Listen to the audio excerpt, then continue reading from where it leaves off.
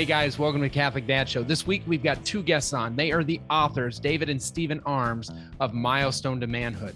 This is the book that is a rite of passage for 13-year-old boys to take them from boyhood to manhood.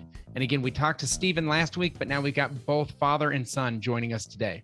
And the reason we're recording this little intro here is because we totally forgot to segue from the previous episode to this next episode. So this is a continuation of that, and we hope you guys enjoy. Let's dive in. Welcome to the Catholic Dad Show. My name's Chris Bartlett.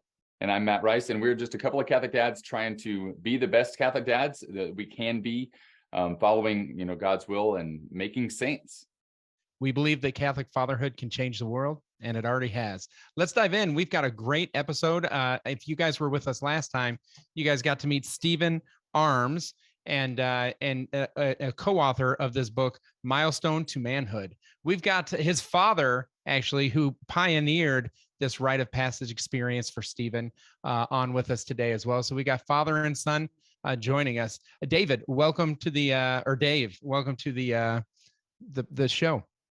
Thank you. Thank you for having us today. Dave, everybody got to introduce or got to meet Stephen last week. How about like a little introduction to yourself? Sure. Yeah. The most recent significant event in my life was that I was ordained as a deacon on May 28th in the Archdiocese of San Francisco. So awesome. Congratulations. Thank you. It's been wonderful so far, and looking forward to this ministry throughout the rest of my life. So a little background. Yeah, I'm a father of four. They happen to all be boys. So it was pretty appropriate for us to come up with this rite of passage to transition boys into men.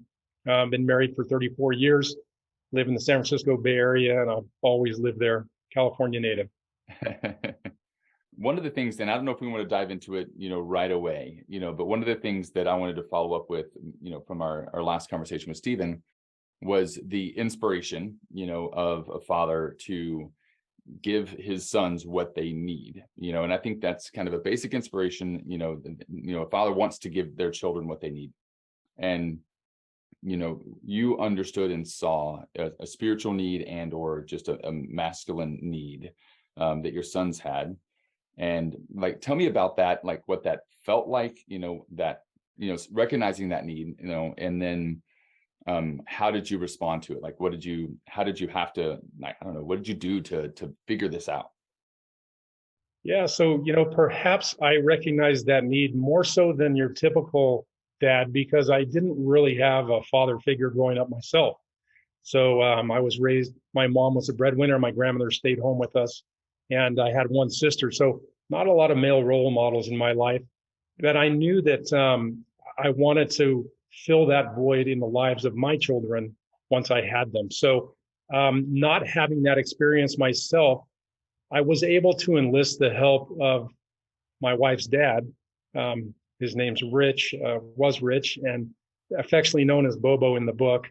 But he had also raised four children. They happened to all be girls, but he had done this successful job of raising these girls that all had a beautiful faith. And faith was central in their life. And I just knew, even in the dating process, this is the kind of family that I want to marry into. This is the kind of family that I want to emulate. And who better to seek counsel from than a guy who's already pulled it off and, can help me do this without kind of having much of a clue how to do it on my own. So definitely I give a lot of the credit to him for helping. Real quick, how old were you in this at this stage? So I was 40, about 40. Okay. Yeah, because there's a maturity there. Like when you met like your future father-in-law, you were 40? No. Okay, that's what I was asking. Yeah. Now I was married at 27, so I was like, "There's no way you're that old." Yeah. My sons were 13. I was like around 40. Yeah, because there was just a maturity there to like you recognizing that in your future father-in-law, that you don't see in a lot of young people. So I think there's something unique, right there almost at the beginning. Well, and there's a I don't know, a tenderness or a measured approach that's different than a lot of traditional rite of passages. And I say that tongue in cheek, but like, there wasn't the suck it up. You're a man now, suck it up. Like, you're a man now, sacrifice. Even though sacrificial love is a part of it. It wasn't just like, hey, let's go send you into the woods, come back in 3 days, 7 pounds lighter, and like, then we'll bring you back to health. But it wasn't one of those type of experiences. So how did you choose this pathway as opposed to kind of men are meant to sacrifice and get blood on their hands and all those different pieces? Because there's a lot of cultures that have that aspect in their rite of passage. So what led you to kind of more of a tribe kind of nourishing into manhood, as opposed to, I don't know, like getting beaten into manhood, which I think is sometimes how it's portrayed in even in other cultures. Right. Well, instead of being kind of like a single event like that, it was just important to us, to enlist multiple sources of, what does it mean to be a man? That's why that's why it wasn't just me taking my son out away. I mean, and that's going to be different with each scenario, right? Like I said, I have 4 sons, and some of them were more eager to do this with me than others, thinking that it was just going to be dad and son one-on-one for the whole weekend. But yeah, we thought that we needed to enlist multiple guys. And in our case, we had uncles and the grandfather. And then as rite of passages occur, of course, once Stephen had his rite of passage, he already had an older brother that had one. So those 2 were now included in the 3rd son's rite of passage. So yeah, then we had specific events that we wanted to happen over the weekend that would foster that ability to learn these different virtues that we're trying to instill in our boys. And each one of them had their own element of surprise and uniqueness that we felt they would always remember each element. So kind of remind them of what happened. As you and Bobo were like having conversations about this, like how early in your child's life did you start to think about this and plan this? Like I assume it wasn't like the day before his birthday. My guess is it was a while before that. Like at what age did you start to think about, man, I need to do something? Exactly. Yeah, it was at least a good year before our eldest son was going to turn 13. And because we knew, once we started looking into this, it's like there's going to take some preparation and we're going to have to figure this thing out. And it took some time. And then, after pulling the first one off, we kind of had this system of trying to continuously improve the process. So, we took our eldest son out to lunch like a week afterwards, after he kind of could absorb everything that had happened, and just went over, what did you like about the weekend? What would you didn't care for? And what could we do to make it better, just amongst ourselves? So we were always kind of tweaking the process after each one, so that by the time we did our 5th or 6th one, we thought we had it down pretty well. Yeah, I bet. When you and Bobo were like researching and everything like that for that first one, was it just ideas that y'all had together, or did you seek out other sources, other resources? Yeah, I mean, mostly, we would just come up with these ideas and call each other and say, hey, what do you think about this? Well, let's go out to lunch and talk about it. Or, he at that point was retired and I did a lot of travel in my job. So he would go on these trips with me, these long road trips, and we would talk it out during that. So yeah, that was mostly that. I mean, during the research phase where we wanted to figure out, how exactly do we pull something like this off? Then we were looking at, well, what do other cultures do?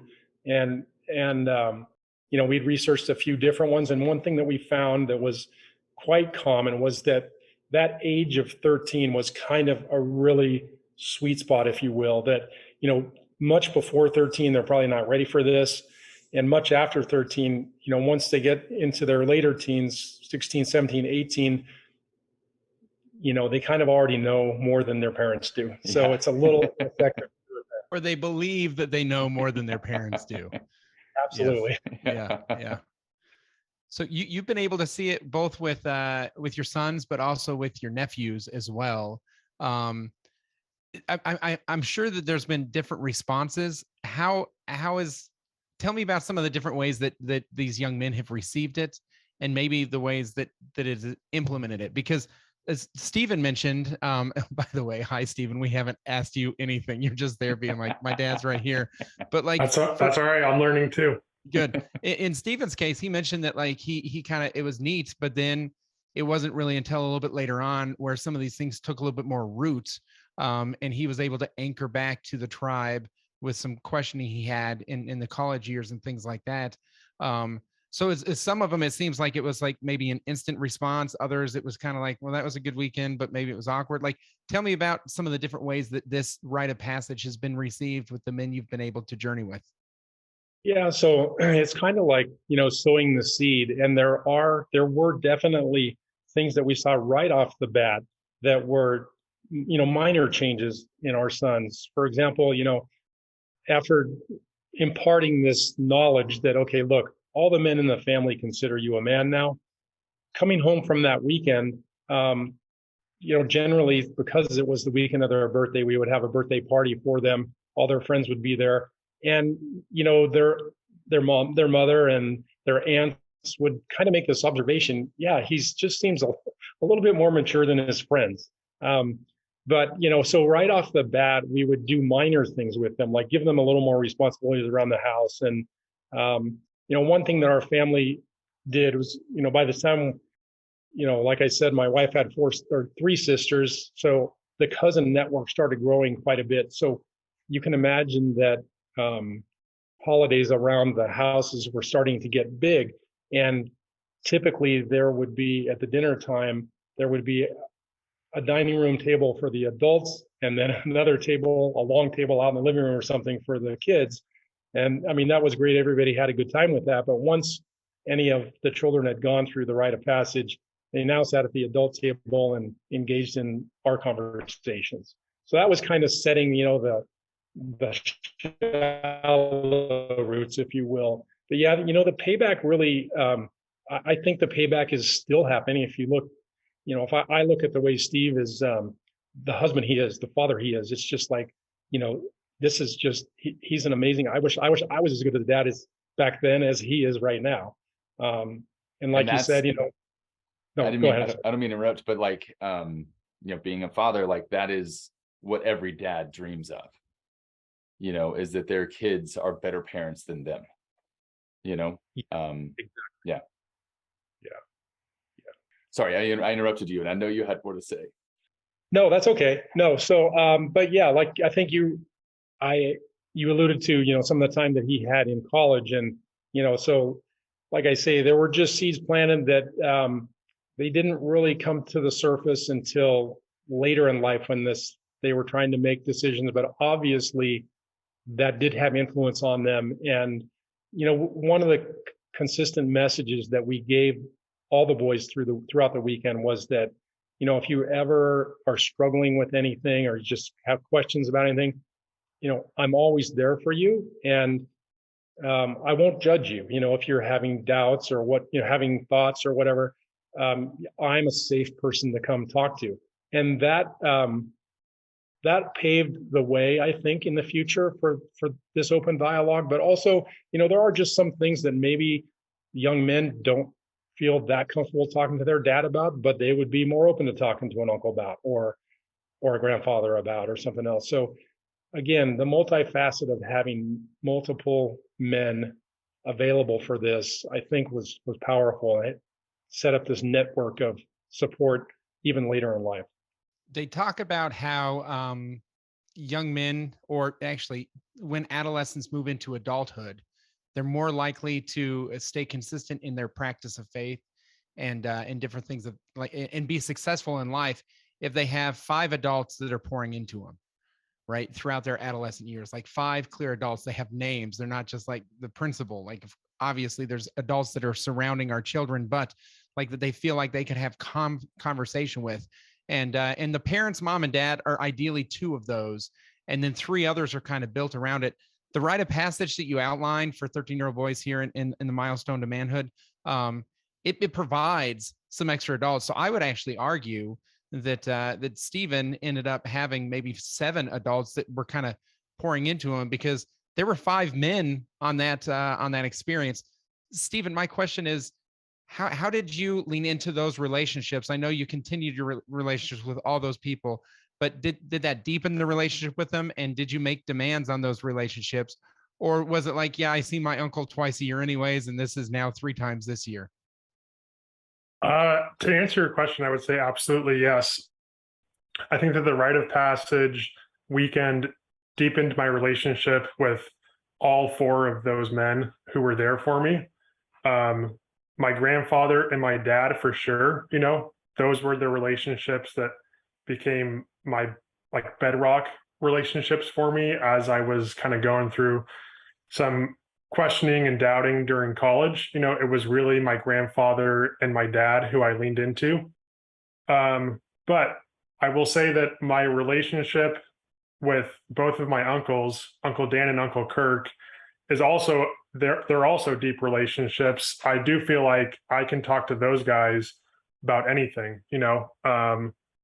I think I have a deep relationship with them, and it's different. I talk to my uncles. I seek their advice about different things than I did with my grandfather. He's since passed, but and my dad.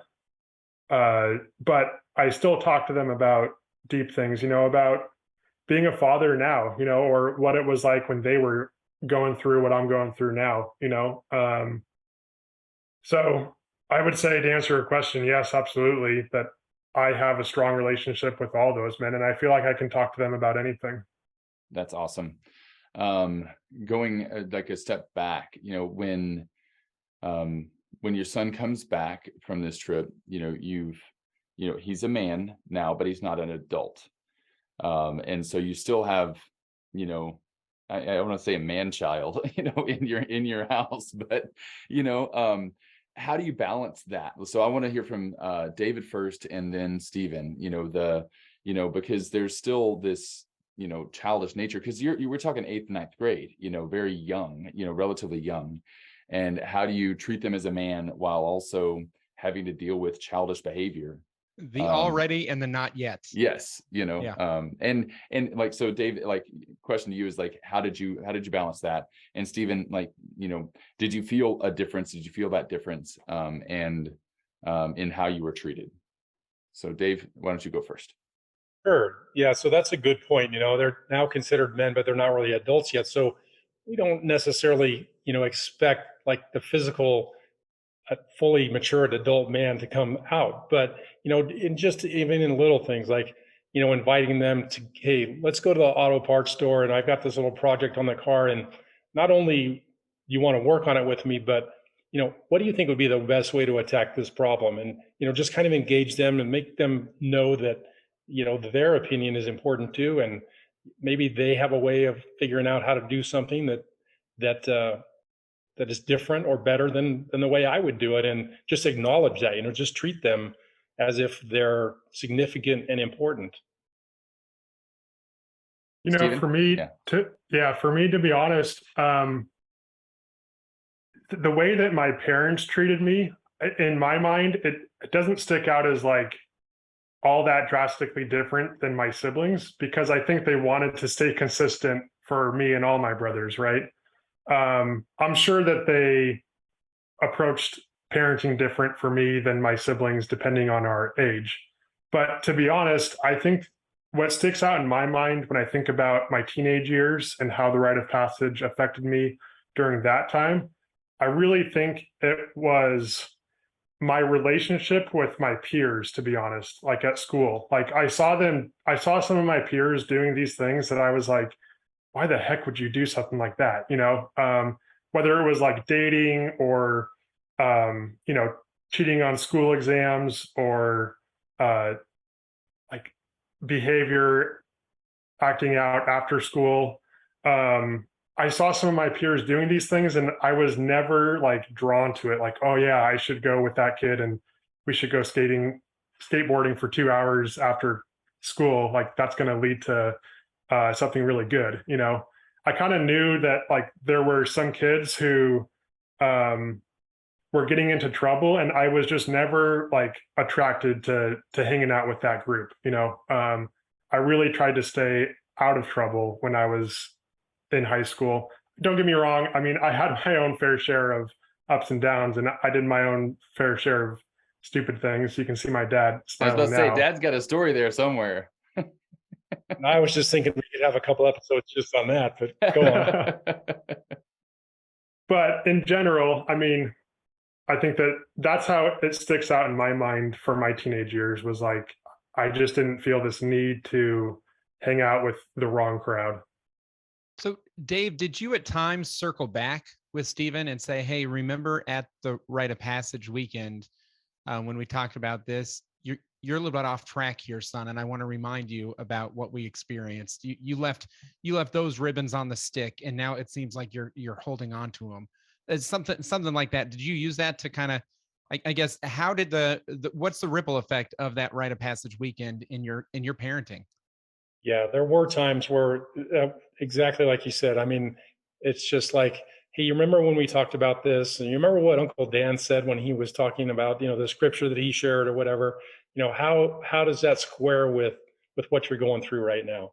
So, yeah, definitely, and another aspect of the weekend was, Steve probably told you in the previous show, but maybe not, that, all the significant adults in his life, women and men, and even outside of the family, significant men like his Boy Scout troop master, football coach, those kind of guys.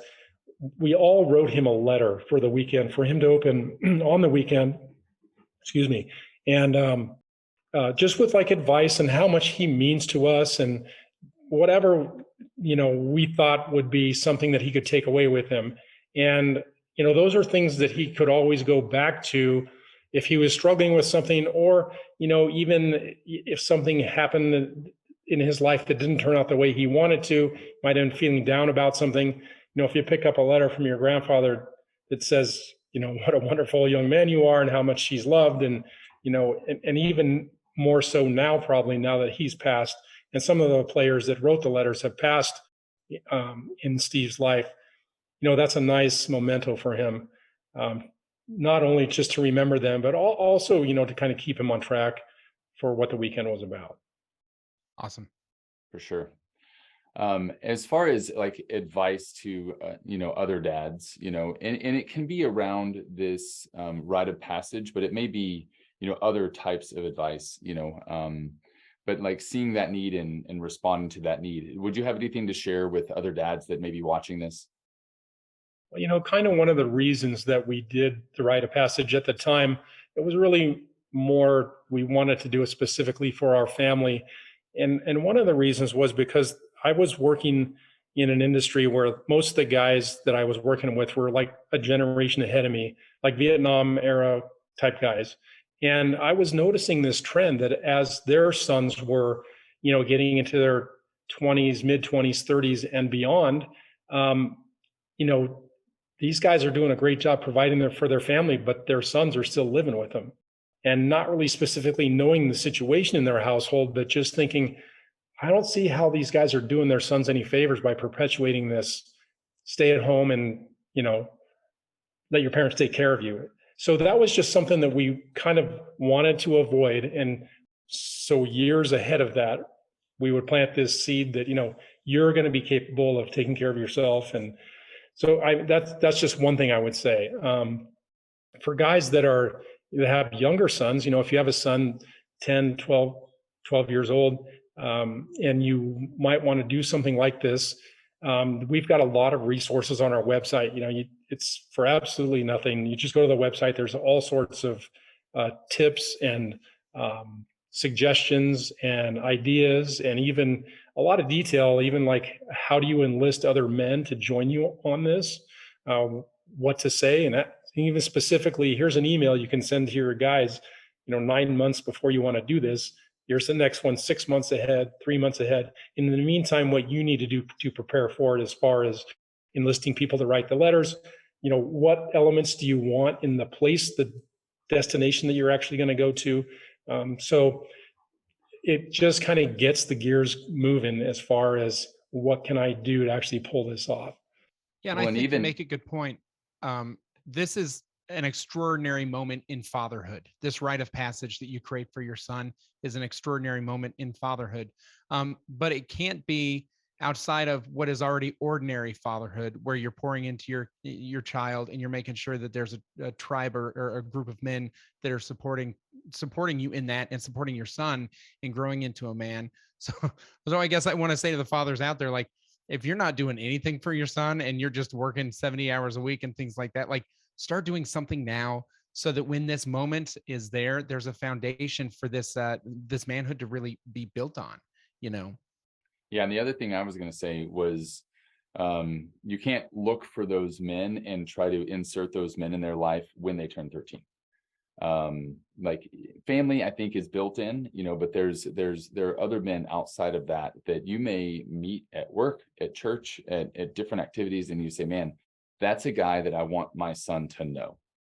And so then you actually need to start developing, that relationship yourself intentionally. And like, I wouldn't say the first thing you say to him is like, I want you to be influential, a role model in my son's life. But it may be something you say to him after you've gotten to know him for a few months, and that's something that I think, if we get over our own ego as men, I know I would love to hear another man say that to me. You're an excellent role model, and I want my son to know you because I want him to be able to emulate you. And I think every man in the world wants to hear that. We want to be men that other people look up to. And so if we were to share that with another man, I think it would do nothing but inspire him to even be a better man than he already is. And so I think there's something we can start doing, even if our kids are like 4 years old or 8 years old, to prepare for, their success, their masculinity moving forward, even at that age. Sure. I mean, it's a wonderful compliment to be asked to go on a weekend like this, that, hey, I look up to you to the extent that I would want you to have an influence on my son. That's pretty powerful. And, once you've fostered that relationship, like you said, with maybe somebody from church or a coworker or something, it's pretty natural once you get into the conversation about, hey, our family has this tradition where we do this rite of passage for our sons, and explain it to them. And then again, you get that response, whoa, I wish someone did that, for me. And then, the door's wide open to say, well, how would you like to be a part of one? Because it really, I think you're alluding to the fact that it doesn't really just plant seeds and change the son. It really is powerful for all the men involved. Absolutely. I've read some of the reviews on Amazon of the book, and it seems like it's been well received. What type of feedback have you received when you shared this concept or talked to other men about it? Let's start with Stephen first this time, and then we'll go to Dave. Yeah, the feedback has been overwhelmingly positive. People who hear about this tradition, they more often than not want to start implementing it in their own families. That's a pretty typical response, to be honest. And then the book itself, I mean, we really tried to strike a balance between telling our family's story so that guys can get an idea of what this rite of passage is, but then also giving resources and kind of a how-to guide for fathers who want to organize a rite of passage for their own son. How-to guides can be kind of dry sometimes, they're not the most interesting thing to read. So that comes second in the book. But yeah, it's been overwhelmingly positive. We've had a few stories. I mean, the book has only been out for 6 months. So we only have a few stories of guys who've actually implemented this for their 13-year-old son. Most people have like a 10, 11, or 12-year-old son that they're like, yeah, I'm going to do this in a couple of years. But a few have done it for their own 13-year-old sons, and they're totally into it. They're super happy to do it, and they've said that they've really seen the changes in their sons. And so, that's what it's all about for us, writing this book and sharing this tradition. My brothers and my cousins, we've all turned 13 at this point. So our family tradition, it's kind of like done, that chapter is closed. And so we figure, well, why don't we put some of this material together in a book? We already kind of have a lot of this typed out in emails that went back and forth between the family. Let's put it in a book format and let's share this with the rest of the world. That's awesome. Yeah, and in regards to striking a balance, this is the part of the book that is the narrative piece, and this is the part that's like the handbook on how to make it happen. So it was really good balance. And then there's, just in case people want to look, there's some pictures of Stephen before he could ever grow facial hair in the midst of the middle of the book, which is, it's just fun to see. It puts some flesh on the experience. So and Dave, what about you? Yeah, well, would just want to say that, besides actually, doing the weekends, having the opportunity to actually write this book with Steve has been amazing. And, I in one of my college English classes, the professor told us that, when you write, the more personal your story, or the more personal you get when you write, the more universal the message. So, it was really kind of, I had the structure of the weekend already laid out. We had planned it so many different times. We had all those resources kind of, that we could archive. But I really like the way that Steve brought in, it was his idea to bring into, what, I'm going to tell my story. I'm going to tell what it was like personally for me from the eyes of a 13-year-old to share this. And I think that it strikes a good balance. Absolutely. So, yeah. What Awesome. about responses that you've received, Dave, even from, the parents of the nephews and everything like that, and other people outside the family? Right. Yeah. I mean, the parents of the nephews for sure. Like I said, the moms especially notice a difference. And then outside of the family, like I say, it's just kind of a universal thing. You mentioned the reviews on Amazon. It's like, who would look at this idea and not at least think, that's an intriguing idea. It's probably a pretty good idea. Yeah. I mean, who's going to say, no, this is a horrible idea, what a waste of time. So yeah, it's universally accepted and universally just thought that, this is a great idea. Yeah. Now, we obviously here at the Catholic Dad Show want you guys to like and subscribe and do all those things. But I do have a question. How important was secrecy in regards to this weekend? Because especially with the cousin network, Stephen, and things like that, where as the 13-year-old was leaving the rite of passage weekend, were they like, okay, you just got to experience it, don't talk to anyone under the age of 13? Or did the younger nephews and the younger cousins kind of know, when I turn 13, I'm going to go through this thing? They didn't know. We were able to pull it off somehow. I really honestly believe that it was a surprise for each and every cousin. And that's a crucial element to the weekend, I think. That, it is, kind of a surprise. And, there are elements that are important, like, getting away, getting out somewhere where our son had never been to, just getting a little bit out of his comfort zone, actually.